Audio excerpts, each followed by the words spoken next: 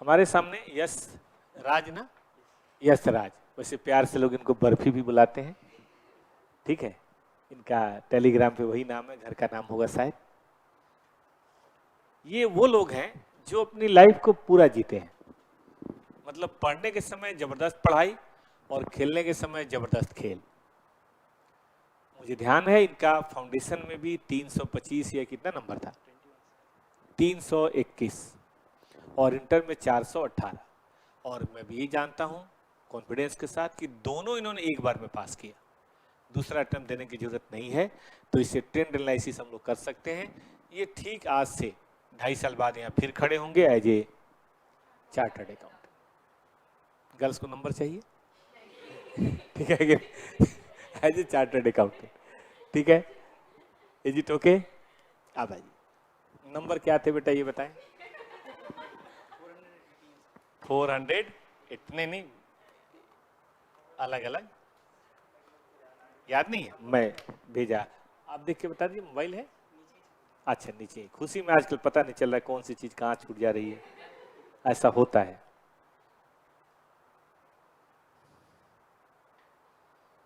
रुकिए मैं देखता हूं। हर्ष का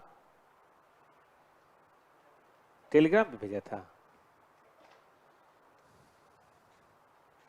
बर्फी आ गया।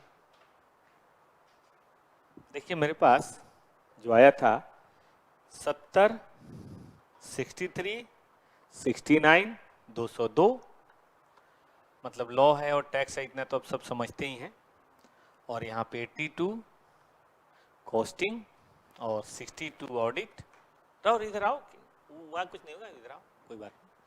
ऑडिट और क्या था? FM 72, FMSM 72, ये 216, ठीक है।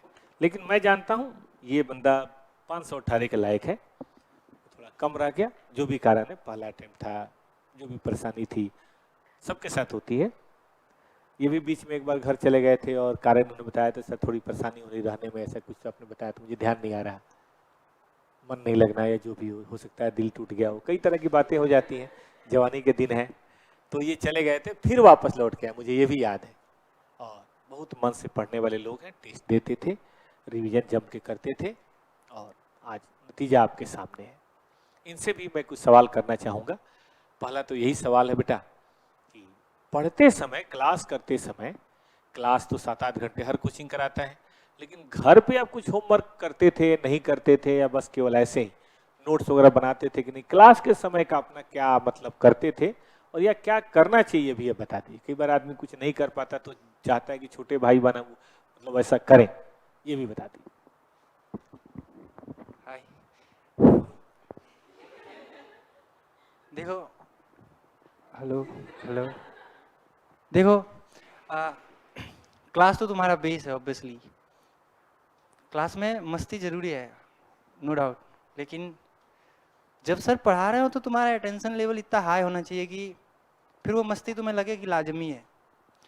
सर मैंने बताया, मैं खुद ही ऐसा हूँ कि मतलब फुल मस्ती में रहने वाला, लेकिन वो तब अच्छा लगता है जब आप अपना कोर काम कर रहे हो। तो मस्ती करो, जरूरी है बिल्कुल, लेकिन सबसे पहले आप श्योर हो जाओ कि हाँ आपने अपना काम कर लिया है, तब मस्ती करोगे, कसम से मज़ा आता है फिर। तो क्लास का तो यही कहूँगा कि क्लास ही तो बेस है आपका, उसके बाद आप रिवीजन करोगे ऑब्वियसली, लेकिन जब आप रिवीजन करोगे तो क्लास में जितना ध्यान दे रखा होगा आपने उतना ही हेल्पफुल हो जाता है रिवीजन में। तो क्लास फर्स्ट टाइम होता है आपका, और वही बेस्ट टाइम भी होता है। तो क्लास में एकदम हाइपर अटेंशन के साथ, ब्रेक मिले तो एकदम मस्ती, ऐसा कि मज़ा आ जाए ऐसा। लेकिन हाँ, क्लास में ध्यान देना तो जरूरी है ही। रिवीजन के समय आपने कितना पढ़ा था, कितने घंटे, मतलब जब क्लास खत्म हो गई तो कितने घंटे पढ़ा था, और कुछ नोट्स वोट बनाए थे? सर थियरी में, FM SM में, SM में देखो, SM क्या है कि उनको चाहिए पॉइंट टू पॉइंट आंसर चाहिए तुमसे, और SM इतना बकवास है कि तुम मतलब याद नहीं कर पाओगे। मैं रिसेंटली एग्जाम दे के आया, इसलिए मैं कह रहा हूँ, तो तुम याद नहीं कर पाओगे ऑब्वियसली, तो तुम्हें वहाँ पॉइंटर्स बनाने होंगे खुद के लिए। तो ऐसा करो, तुम पढ़ लो, पढ़ के पता चल जाता है कि जैसे मैं पहले SM की बात कर रहा हूँ, फिर और भी थियरी पे मैं आऊँगा, तो SM से शुरू करता हूँ मैं। जब तुम पढ़ोगे तो तुम्हें लगेगा कि यार देखो मेन बात तो दो ही है, बाकी सब तो ऐसे ही लैंग्वेज लिखा हुआ है, तो तुम उनको पॉइंट्स में कन्वर्ट कर लो ना उसी टाइम।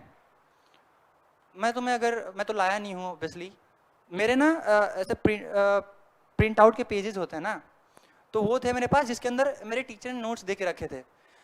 तो वो तो उसका नोट्स था, पर मैंने क्या किया, उसके नीचे इतना इतना जगह होता था, उसके अंदर उसका भी क्रक्स लिख लेता था मैं। तो एसएम में बुलेट पॉइंट समझ लो कि पॉइंट्स पॉइंट्स पॉइंट्स, और एसएम में ये आप कर सकते हो क्योंकि एसएम में बाकी लैंग्वेज ही है और पॉइंट्स थोड़े थोड़े ही होते हैं, सब रिपीटेटिव रिपीटेटिव ऐसे ही। वो हो गया एसएम का। अब अगर पीछे आए ऑडिट में, तो भाई देखो यार, ऑडिट जितनी बार पढ़ सकते हो पढ़ते जाओ बस। तुम सोचोगे ऑडिट हो जाएगा तो भाई खा लेगा तुम्हें ऑडिट, नहीं हो जाता है भाई। तुम ऑडिट तो तुम्हें देखो रेगुलरली पढ़ो, कोई दिक्कत नहीं है। और ऑडिट में भी कुछ लोग होते हैं, क्या करते हैं पता है, कि वो ना लिमिटेड क्वेश्चंस पे डिपेंडेंट हो जाते हैं एक टाइम पे, तो वो नहीं होना है। आपकी कंसेप्चुअल क्लियरिटी अच्छी होनी चाहिए। ऑडिट भी समझने की चीज़ है, रटना आप लास्ट में रट ही लोगे ऑब्वियसली, लेकिन पहले तो समझोगे ना तभी रटोगे। तो ऑडिट को समझने पे फोकस करो, एक बार जाने दो, नहीं रटना है, एक बार समझ लो ना पहले, और फिर तुमको जैसे अपना सुविधा लगे कि मैं जैसे इसको रट सकता हूँ, इस चीज़ को रट्टा मारना भी जरूरी है। तो सबसे पहले समझो ऑडिट में, नहीं समझोगे तब भी दिक्कत आएगी, और नहीं रटोगे तब भी दिक्कत आएगी भाई, ऑडिट लटका देगा तुम्हें। मेरे अच्छे मार्क्स थे, लेकिन मुझे पता है कि मैं किस चीज़ों से गुजरा हूँ, फिर इसलिए कह रहा हूँ। तो ऑडिट पहले समझो और फिर उसको रटो भी, दोनों काम करना है तुम्हें ऑडिट में। और अगर आए तो टैक्स वैक्स तो तुम्हें, अब टैक्स में तो इशू नहीं होगा, सर पढ़ा रहे तो। जीएसटी, हाँ जीएसटी को इग्नोर मत करो भाई, जीएसटी को जितने बार बुक पढ़ सकते हो पढ़ो। जीएसटी में कंसेप्चुअल क्लैरिटी जरूरी है, तो तुम्हें उस ज़्यादा लैंग्वेज वैंग्वेज परेशान नहीं करेगा उसमें, लेकिन हाँ कंसेप्ट बहुत जरूरी है जीएसटी में, तो जीएसटी को पढ़ो। ये नहीं कि हो जाएगा, जीएसटी ना नेग्लेक्ट कर देते लोग, जबकि तुम्हें मार्क्स वही दिला के जाएगा कभी कभी। तो जीएसटी भी कोर है, तुम जीएसटी में कंसेप्ट पे जितना ध्यान दे सकते हो, जितना बार पढ़ सकते हो पढ़ो, रगड़ दो यार, मतलब मजा आ जाए ऐसा पढ़ के। मैं तो और क्या ही बोलूँ, मैं लास्ट के 2 दिन तुम्हारा सबसे बड़ा हसल है, तुम्हें 2 दिन में सब करना है, तो उसके लिए खुद को प्रिपेयर करो, इतना बार 2-3-4 बार पढ़ लो कि लास्ट के 2 दिन लगे हाँ अब मैं कर पाऊंगा, उस स्टेज पे खुद को पाओ तुम। उसके लिए ना देखो तुम्हारा से कर्व बढ़ना चाहिए कि पहले ठीक है, पहले थोड़ा लेट पढ़ा चलेगा, जब रिवीजन की बात कर रहा हूँ मैं, थोड़ा लेट पहले पढ़ा चलेगा, जैसे ही टाइम और पास आया तो वही ना आपका लर्निंग कर्व बढ़ जाता है, वही चीज़ें आपको थोड़ा कम ही समय में फिर हो जाता है। तो पहली बार टाइम दे रहे हो चलेगा, अगली बार कम टाइम तुम्हें अपने आप लगेगा, अगली बार कम टाइम, और चौथी बार तुम्हें 2 दिन में करना ही करना है, वो तो मतलब उसका कुछ कर ही नहीं सकते। तो उसी के लिए तो तुम तैयारी कर रहे हो, वो 2 दिन तुम्हारा भगवान है, मतलब वो 2 दिन तुम्हें वापस से सब कुछ करना है, तो उसके लिए खुद को तैयारी करो, उसके लिए 2-3 बार पढ़ डालो एकदम। कुछ स्पेसिफिक पॉइंट पूछना चाहेंगे एनीवन? चलिए ठीक है, तो एक बार में सब कुछ इन्होंने किया है और हम उम्मीद करते हैं और अच्छा करेंगे। बर्फी भाई हम लोग 9 तारीख को मिल रहे हैं 12 बजे, ठीक है ना? रहना है कहीं भी? हाँ बोलिए। और अपने मेंटल स्टेट का ध्यान रखो, बहुत जरूरी है, इट्स रियल। ठीक है बेटा, चलिए, थैंक यू वेरी मच।